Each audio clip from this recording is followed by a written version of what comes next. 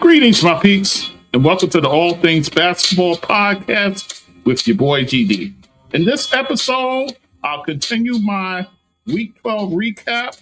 We'll talk about Dennis Schroder. He is suspended 3 games. We'll talk about that. Also, Anthony Edwards reaches a milestone. We'll talk about that also. Some suspensions. Well, more suspension. Rudy Gobert, we'll talk about that. Steve Kerr ejected. Injuries. The latest with Anthony Davis. You know, he's always on the injury list, it seems. And much more. Just sit back, relax, and enjoy the show.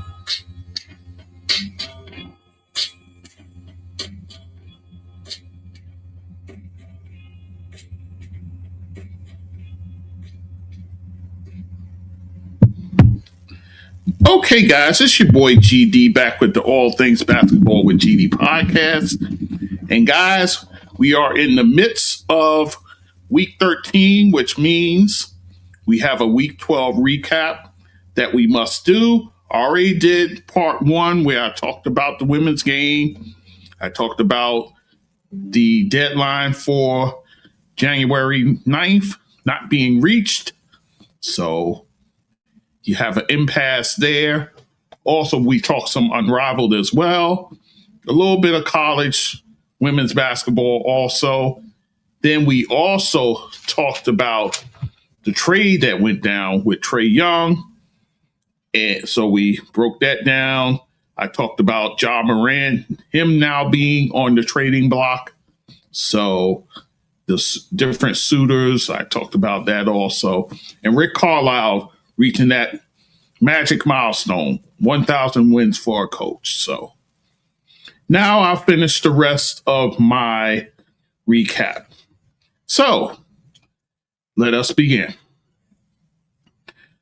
The NBA suspends Dennis Schroder, guys, for 3 games. Why? He went after Luka Doncic in the aftermath of a December 28th loss to the LA Lakers. They beat them 125-101. But the big story is how Luka was just trolling him and trash talking him the whole game. And he mentioned the big thing that everybody knows about Dennis Schroder, how he turned down the money when he was with the Lakers, the 4 years, $84 million. He turned that down and so-called bet on himself. And that money just disappeared, guys. So he trolled him on that, and he talked about other stuff. And Schroder did not like it, not one bit. So, and this takes place 40 minutes after the game was done, guys. He goes looking for Luka. He finally catches up to him and tries to lay hands on him. Thankfully, DeAndre Ayton was there to hold him back. But, of course, the league office, they get wind of this and say, you know what? That's a no-no, Dennis. So 3-game suspension is what he gets for that run-in, I guess you can call it. So Dennis Schroder paying a price for having thin skin. And Luka, everybody know Luka's a trash talker. So the fact that he talked about the man's money as far as what he didn't get, I'm sure that burnt him up big time. So, but nonetheless, Dennis Schroder to miss 3 games because of that foolishness. So there you go. All right, let us continue. On January 8th, guys, there was to be a game between the Chicago Bulls and the Miami Heat down in Miami. The game was postponed due to, get this, condensation on the court, guys. So Supposedly, there was this moisture on the court, made it an unplayable situation. So they postponed the game. I was surprised. They rescheduled it, guys, for January 29th. And the way it stands, guys, both of those teams will now play each other 3 times in 4 nights.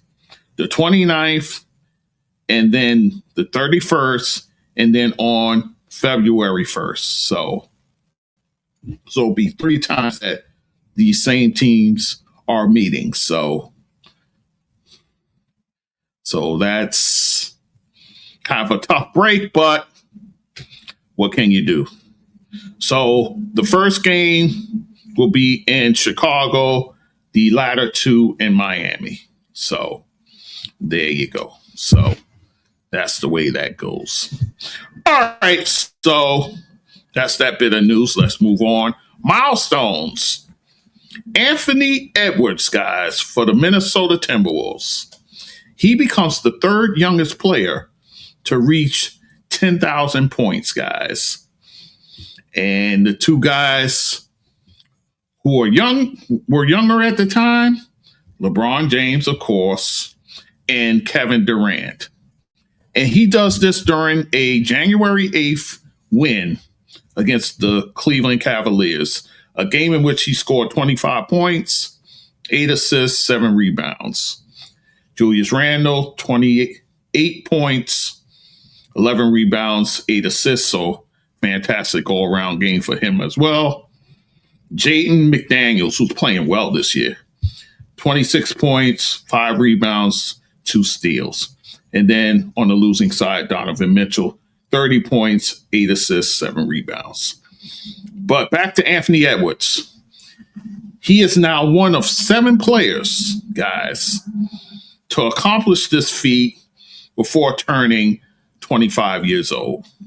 Think about that. And the other guys to do it, I named the 2 already.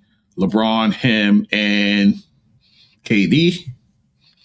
Kobe Bryant, Luka Doncic, Tracy McGrady, and Carmelo Anthony are the other 4 of the 7 to ever do this. So pretty fantastic company that Anthony Edwards is in that regard. And he becomes the 28th fastest player to do it, to reach 10,000 points, and the 7th among current players. The current players to do it: Luka, LeBron, KD, Joel Embiid, Trae Young, and Donovan Mitchell. So that's the kind of company, again, that Anthony Edwards is keeping. And he's the 3rd Minnesota Timberwolf to reach 10,000 points. The other 2, Kevin Garnett and Karl Anthony Towns. So there you go. So Anthony Edwards, salute. We congratulate you on that feat, and we know you got many more points in you. So there you go. All right, guys. So that is it for that. Fines, suspensions, ejections. Let's start with ejections. Steve Kerr of the Golden State Warriors, he gets ejected, guys, in a January 5th loss at the LA Clippers, guys. And he gets it for what? For arguing a missed goaltending call. I saw the play. I was like, I can't believe they missed that call. It was in the 4th quarter with less than 8 minutes to go, guys. And, Steve Kerr, they had to kind of hold him back. He was really furious as far as what was transpiring. So much so that his mother was at the game, and his mother was not pleased with what she saw. In fact, I'll tell you about that exchange shortly. Give me 1 second. Yeah, his mother was none too thrilled with the antics of Steve Kerr.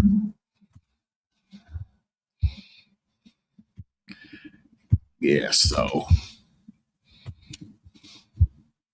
Yeah, and now that was pretty much uncharacteristic of a Steve Kerr. He's usually a guy who keeps his cool, who doesn't, fly off the handle too much. But in this instance, he just couldn't help it. And he let loose. So trying to find it here. He must have pulled that off. Oh, there it is. So this is what Steve Kerr said about his 91-year-old mother being at the game and seeing that. He said it was all good other than his mom being terribly disappointed in him. She was at the game. She looked horrified afterwards. She asked him if he was going to hit the ref. He said, "Mom, I never hit anybody in my life." She said, "You look like you were going to hit him. Why were all those men holding you back?" And he tells what we all know already. That's all part of theatrics. She didn't understand. I was a little alarmed. She thought I was going to hit somebody. That scared me. So yeah, I thought that was funny. And then, of all people to chime in about this, here's what Draymond Green said. "I'm happy she got on Steve. That's great." Now, to take you off the beaten path for a minute, Draymond's mother, she texted him after the whole thing with Steve Kerr. Well, she texts him constantly. And I want you to hear what he had to say about his mother and her response to his antics. Because we all see it. We all know what's going on as far as that goes. But when your mother has to chime in on stuff, that's saying something. So here it is. Hang on. What moment in your basketball career has your mom been the most upset with you at? So he's looking at his phone with a... "When you are focused, no one can beat us." She texted me today. She texted me Monday. "Remember what you love and stop abusing it." She texted me Saturday. "Have a great game. Stay focused. Love you." And then as I got ejected, she texted me, "What happened?" And I texted back, no response. So it's still a common thing. Every game, she's on me about not getting thrown out of games and being locked in and focused and bringing what I can bring to the basketball court without all the nonsense. What moment in your basketball? So that was Draymond talking about his mother and how she communicates with him via text, before games, and so forth. So I just have one word of advice for Draymond, as I usually do. Draymond, listen to your mother. Listen to your mother. She's telling you the right thing. So it'd be best for you to listen to her. Even as a grown man, listen to your mother. I'm just saying. So I'll just leave that alone. But Steve Kerr gets ejected from the game. So there you go. All right, so let us move on. Rudy Gobert. He now gets a suspension, guys, for reaching his 6th flagrant foul. And I saw it happened during a January 11th win for the San Antonio Spurs. And I saw the play. He basically did a reckless closeout on Victor Wembanyama, coming down on his foot. And Wemby was down for a little while. So that didn't help matters. So Rudy Gobert gets a flagrant for that. Then he gets attacked because as he goes back to the bench, he shoulder bumps a ref. He actually could have got tossed, but what do I know? Anyway, so now he has 6 flagrant fouls, which means he will now get a 1-game suspension. Now, guys, his next flagrant, I believe, warrants a 2-game automatic suspension. No questions asked. So each time he gets a flagrant, guys, he's going to miss 2 games. So he has to be very careful. And you're not even to the halfway point of the season. From here on in, he has to be careful with his flagrants. So be that as it may, Rudy Gobert to miss actually a critical game against the Milwaukee Bucks. I believe in Milwaukee, if I'm not mistaken. Yes, it is in Milwaukee. So big loss as far as that goes. They'll have to man the ship without him. So there you go. All right, let us continue. Jaylen Brown of the Boston Celtics. He gets fined $35,000 for his criticism of the refs in a post-game presser with the reporters. And then also he goes on social media and complains about the calls in the game. Now, listen, I'm going to give you these stats and take with it what you will. He was talking about the disparity in the foul calls and them going to the free throw line. In a Boston game at home against the San Antonio Spurs, here's how it shook out. Boston went to the line 4 times in a home game, 4 times, and hit 3 shots. So San Antonio, on the other hand, went to the line 20 times and hit 14. So, and then I said, well, you know, Boston is more of a jump shooting team. They're a 3-point shooting team.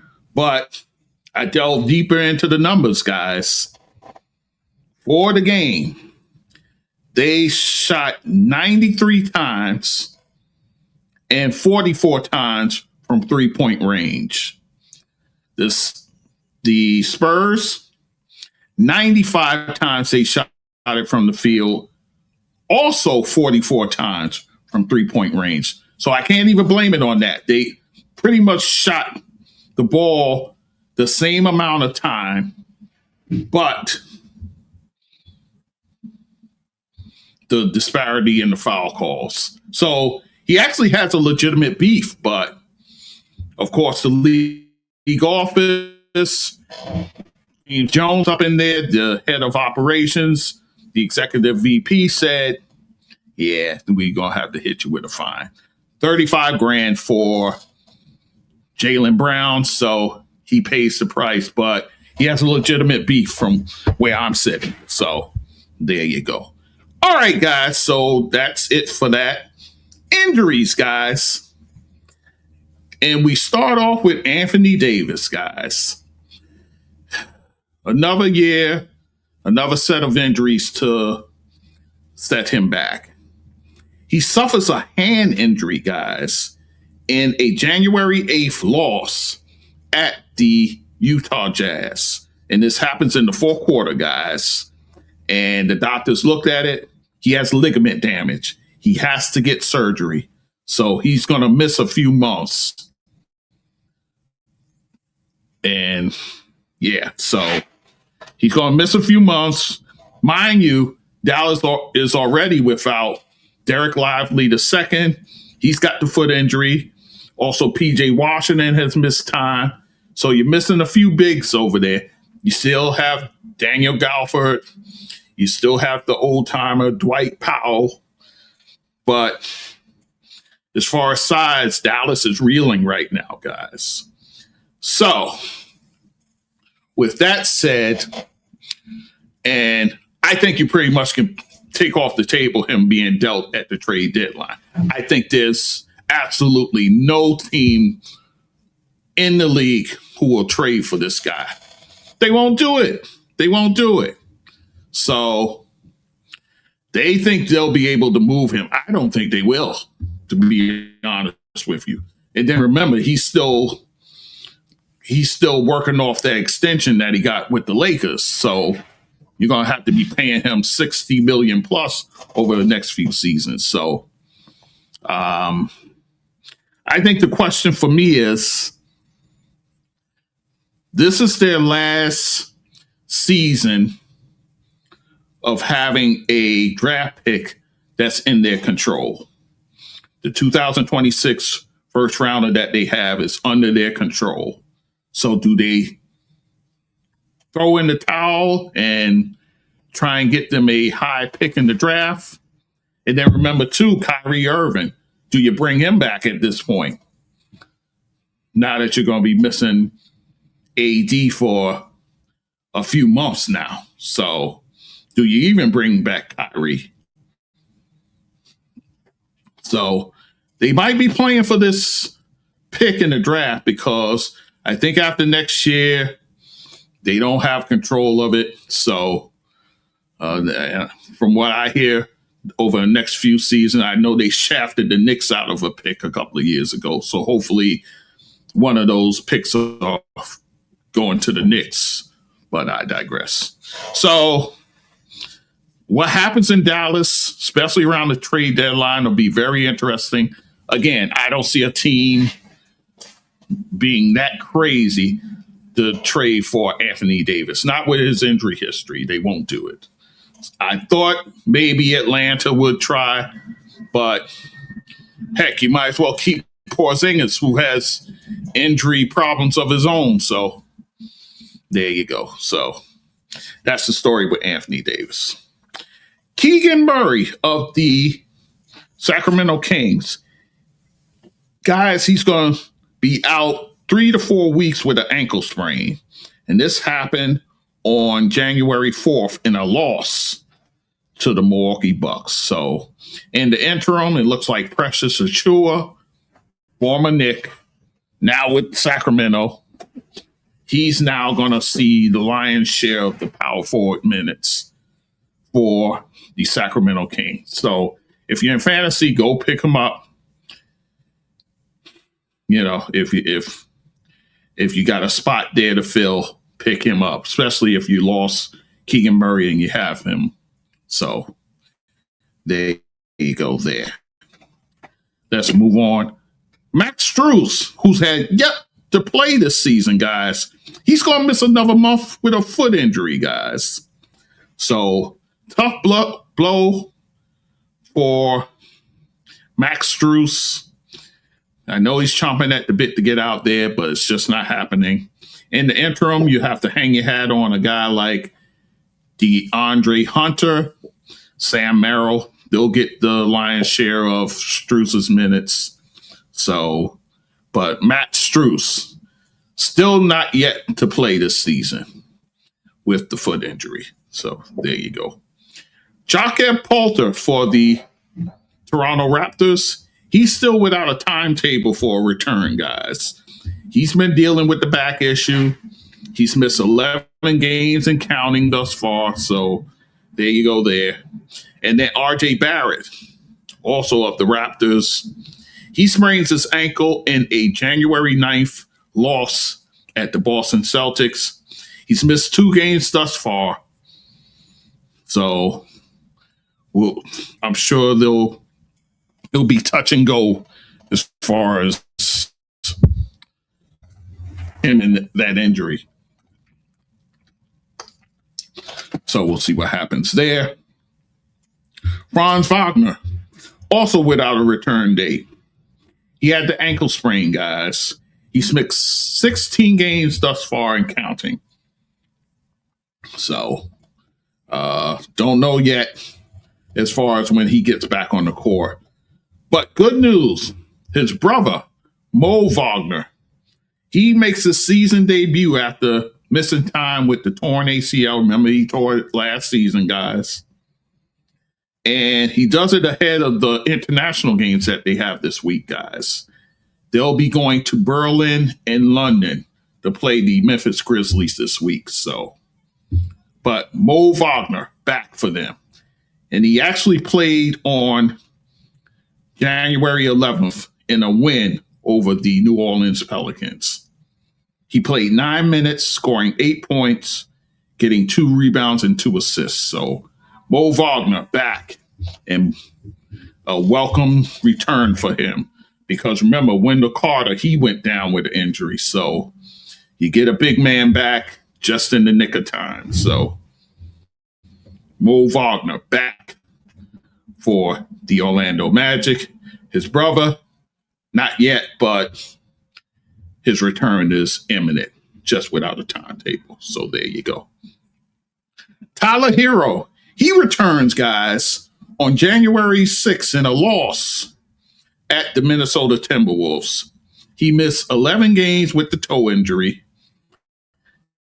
And in that game, he played 9 minutes, 17 points, 9 rebounds, 3 assists. So Tyler Hero back for the Miami Heat. We'll see what happens with him. I'll be looking at him closely when the trade deadline starts to creep up. So bear that in mind, guys. And then the last injury I'll talk about, Deni Avdija for the Portland Trailblazers. He hurt his back in the fourth quarter of a January 11th loss to my New York Knicks.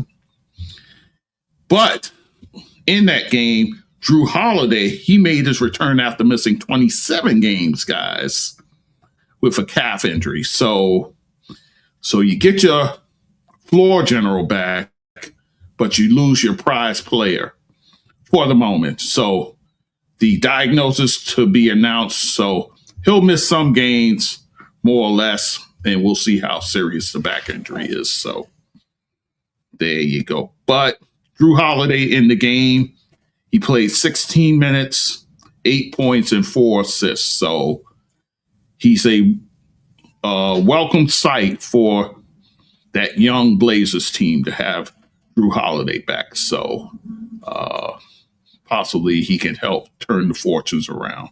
We'll see. All right, guys. So that is it for that. Let us move on. Performances, guys. And I'm going to do something off the beaten path here. And I'm going to talk about a team's performance. The Charlotte Hornets had a pretty good week, by the way, guys. They started off the week by pulling off one of the biggest upsets, I think, of the season, to be honest with you. They go into OKC to play the defending champs, and they blow them off the court, guys. 124-97 on January 5th, guys. When I saw this box score, I couldn't believe it. And in this game, guys, he had contributions from guys like Brandon Miller. He had 28 points. He dropped 7 threes in this game. My goodness. 6 rebounds, 2 blocks, 2 steals. Con Newble, the rookie, 23 points. He dropped 5 threes of his own. 5 rebounds, 5 assists. And SGA in this game, guys, he had been slumping as of late. He scores 21 points, but he shot it 7 of 21 from the field. That's unlike him. That really is. So I think there's a bigger issue. Maybe it's rest. Maybe, he's been going at it since the season start. And mind you, he's had to compensate because you didn't have Jalen Williams in the beginning. So I think it's just a matter of rest, perhaps. to recharge his battery, if you will. So there you go. But Charlotte with the upset win. And then later in the week, they go to Utah and they drop 150 points, guys. In fact, they win this 150-95. In the second largest lopsided win in their history. And the best on the road. They had 9 players in double figures, guys, led by Trey Mann coming off the bench. 20 points, and he drops 4 threes. So, big week for Charlotte, guys. And like I said, they had a pretty good week, given their struggles on the season. So, kudos to them. Let us continue on. Deni Avdija, he had a very fine week until, and actually he was having a good game in that game against the Knicks. He had 25 points before the back injury, but he drops 33 points, among that 4 threes, along with 9 assists and 8 rebounds, and a win versus the Utah Jazz on January 5th. In a game where also Shaedon Sharpe has 29. He drops 5 threes of his own, 7 assists, 5 rebounds, 2 steals. And then Donovan Clingan, their young big, 12 points, 17 boards, and 3 block shots for the Blazers. And then on the losing side, you get a Jusuf Nurkic, who had a fine all-around game, 21 points, 12 rebounds, 5 assists, and 2 steals for the Jazz. And then on the 7th of January, Avdija, 41 points, guys. And he grabs 6 rebounds in this win over the Houston Rockets. In a game where KD drops 37 points of his own, along with 4 rebounds. Amen Thompson with a fine all-around game, 24 points, 12 rebounds, 6 assists, 2 blocks. But Avdija with a very good week. Let us move on. Speaking of KD, he goes and scores 26 points, 10 rebounds, 4 assists. But the game is of significance. It's on January 5th against his old squad, the Phoenix Suns. But this is in Houston. And they win that game, actually 100-97. It was Kevin Durant's first game against his old opponent. In fact, he went and hit the game-winning 3-point shot with 1.1 seconds left to seal the win. And for the Suns, Devin Booker gets 27. Now, the comments he makes, that I want to play for you guys. This is Kevin Durant talking about the win over his former team. Listen to this. A one against your former guys. Does it mean any more to you to be able to hit that one against your former guys? Most definitely. You know what I'm saying? A place that I didn't want to leave. And my first time being, to sound, I don't want to sound too dramatic, but I will, to be kicked out of a place, you know what I'm saying? And felt like that, you know, I've been scapegoated, you know what I'm saying, for the issues we had as a team last year. Yeah, it felt good to beat them and hit a game-winning shot. But that's all it is. It's not just for the moment, you know. It's something tomorrow I won't even think about, you know. So it was a fun game. Like I said, of course, yeah, I felt you play with a little chip on your shoulder against your former team, especially when they trade you.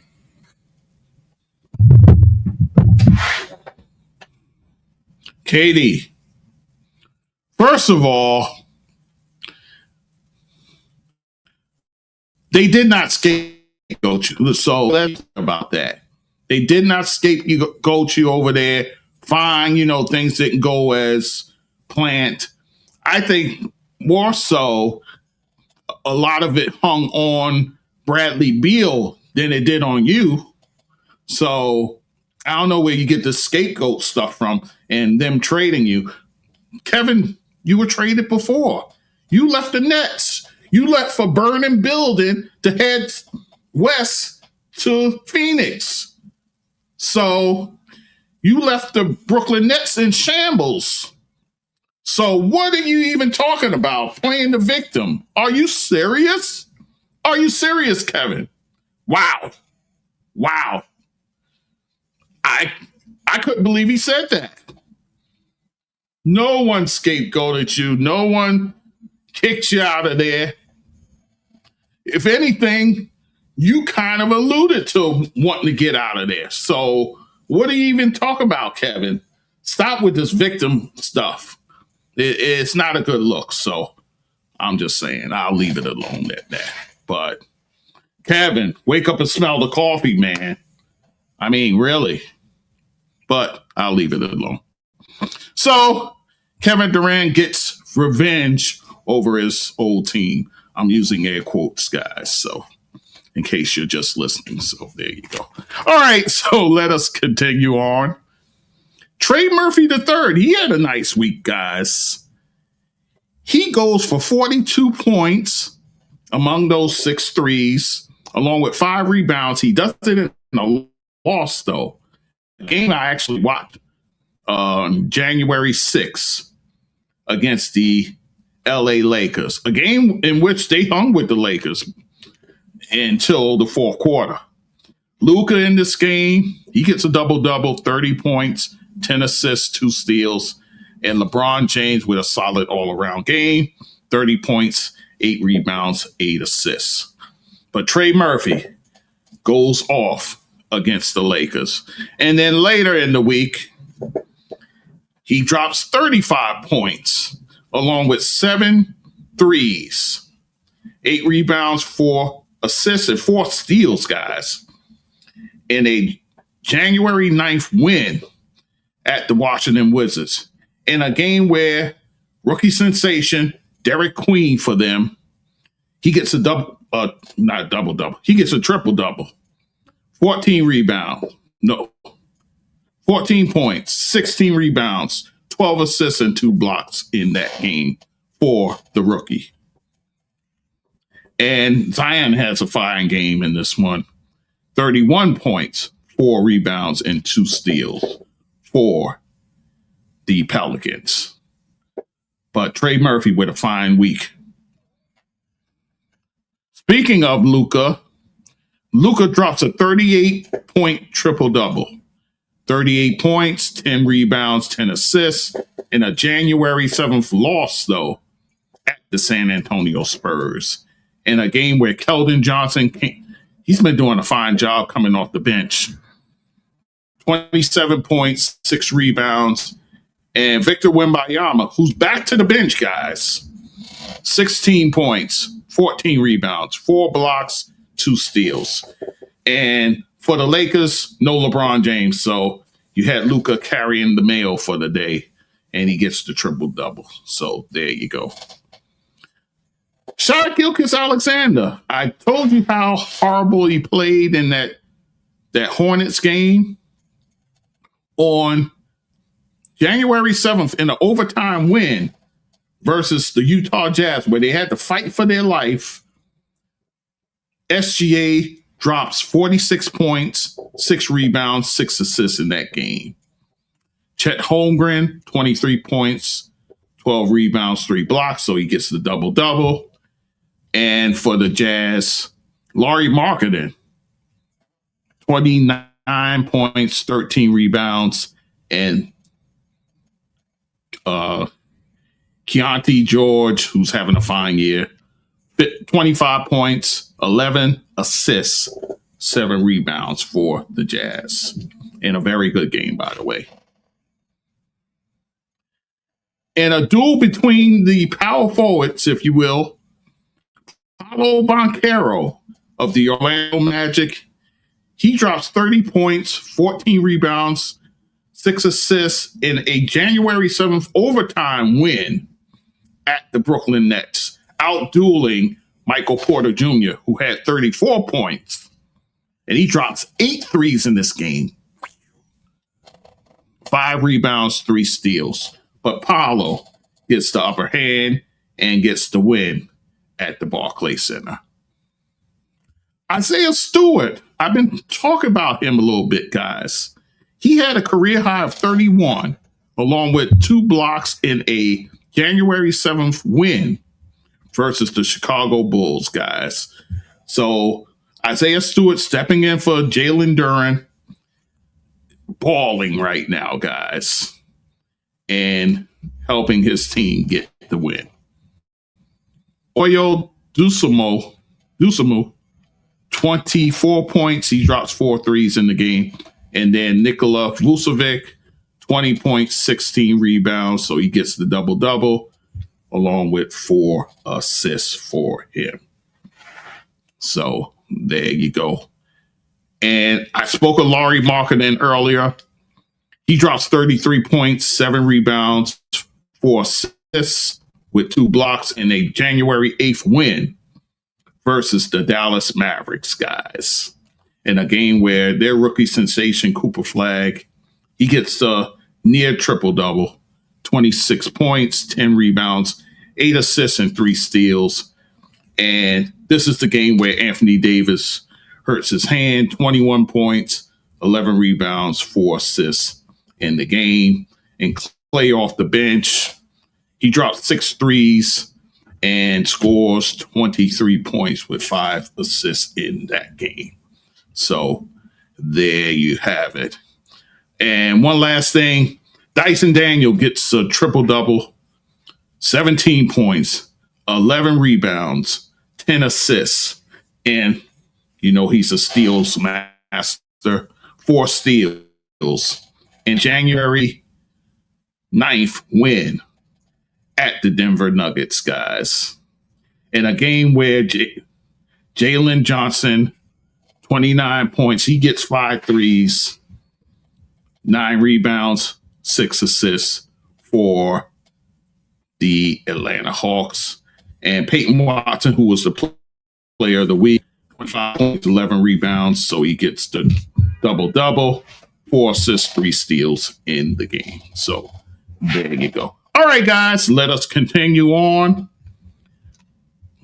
Passing in the NBA family, Jawann Oldham passes at the age of 68. And this happened on January 5th, guys. He's a 7-foot center, born in Chicago, but grew up and was raised in Seattle. He's a sensation at Cleveland High School in Seattle, where his team would win back-to-back state titles as in his junior and senior year.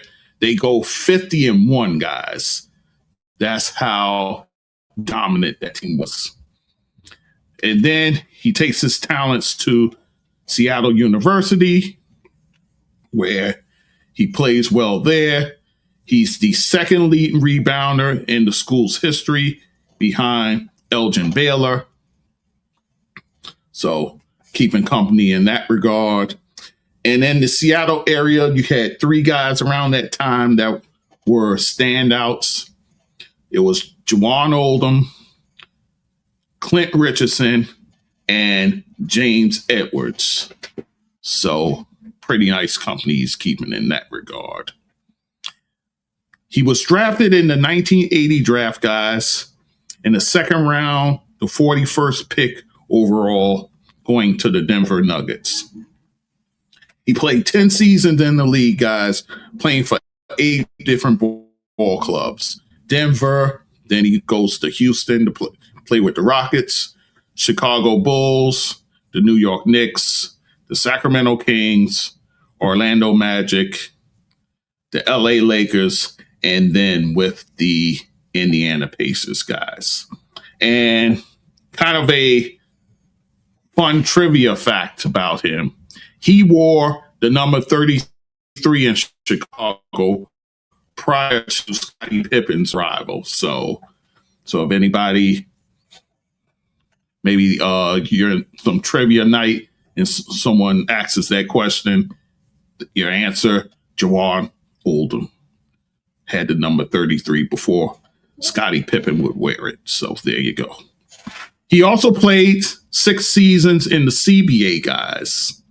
So he played down there, had some success down there as well. He's played a part in the formation of basketball overseas in a few different areas. He's responsible for helping form the Korean Basketball League, the Chinese Basketball Alliance, and a basketball academy in Dubai. He also briefly coached in a league in Japan. So Jawann Oldham passes away. So we send condolences to the Oldham family. We send love, light, and blessings their way in the passing of Jawann Oldham. So there you go. All right, guys. So last thing I'll talk about, GD's top 5. So without any further delay, let's go. Number 5, the Minnesota Timberwolves making an appearance on my top 5 list, guys. At 26-14, they're beginning to heat up a bit, guys. Of course, you have the stellar play of Anthony Edwards. Julius Randle's coming into his own over there in Minnesota. Jaden McDaniels is playing well for them, guys.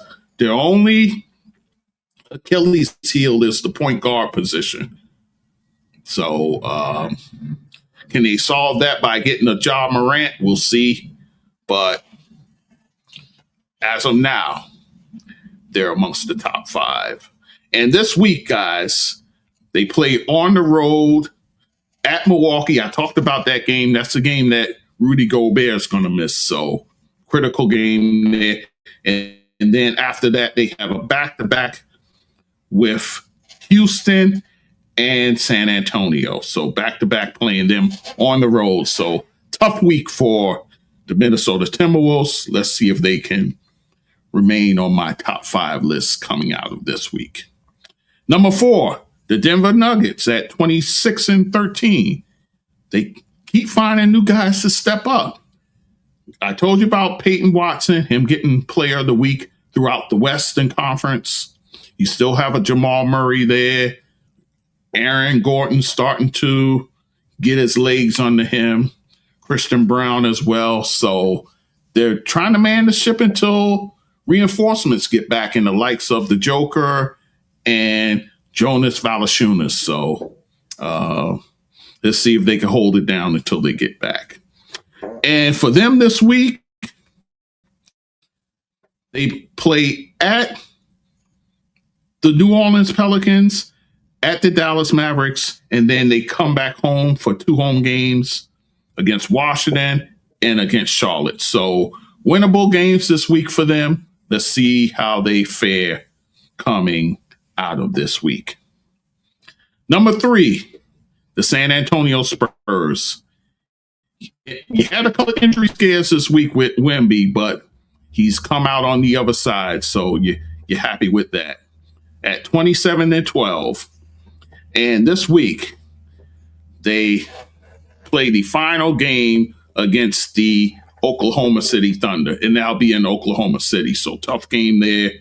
Then they get 2 home games, Milwaukee, and then the Timberwolves. So, a tough week ahead for them. Let's see how they fare. Number 2 team, the Detroit Pistons at 28-10. Like I said, Isaiah Stewart balling out right now in the place of Jalen Durant. So they're able to stay afloat. Cade Cunningham is doing Cade Cunningham things. So there you go. And the team is still playing well. They only have 2 games this week, guys, and they don't play until Thursday. And they're both home games. the Phoenix Suns, and then later in the week, the Indiana Pacers. So a nice soft week for the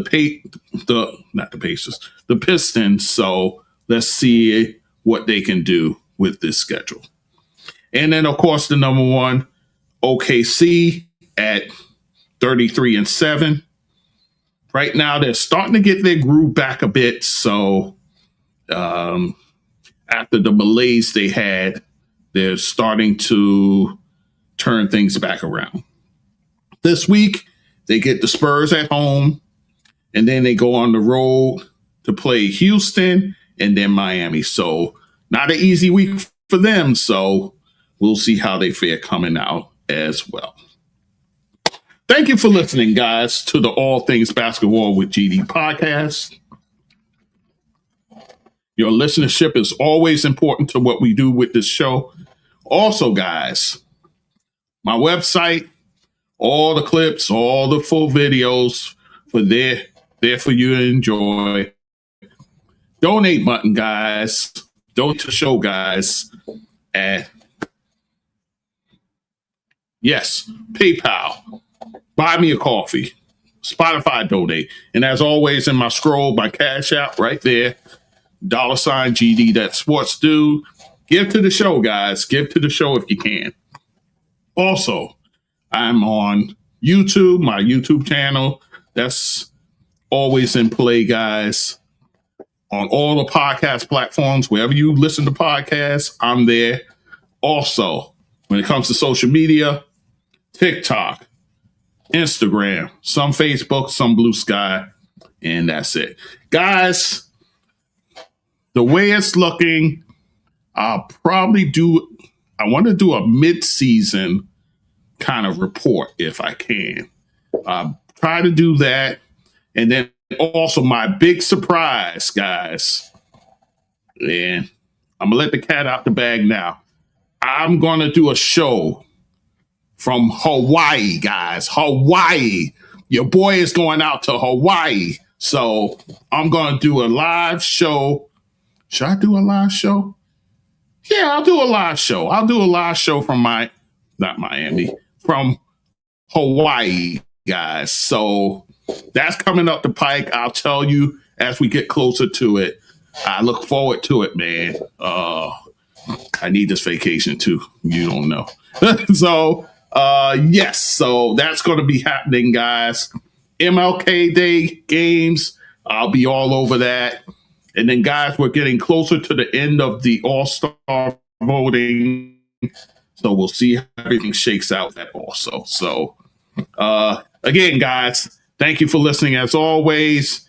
And we'll be talking soon. Like I said, we want to do a mid-season report. And then, guys, like I said, MLK Day and live from Hawaii. That's how I'm bringing it, guys. That's how we going to do. 2006, we doing it big. So, all right. So, thank you for listening as always. We'll talk soon. Take care.